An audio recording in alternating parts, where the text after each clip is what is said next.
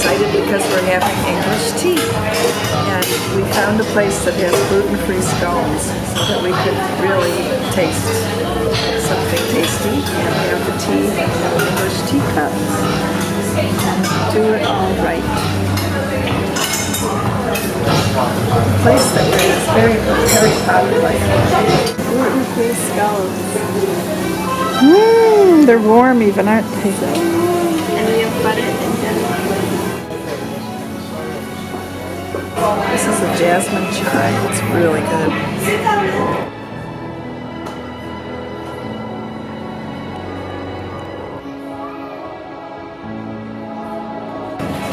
This is a shot of a post-high tea time.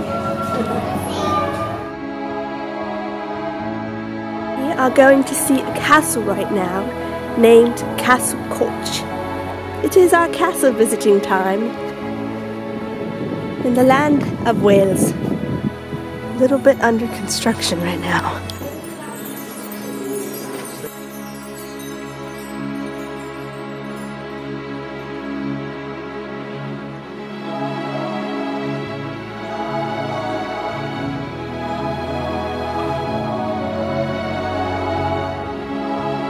It's me, the princess.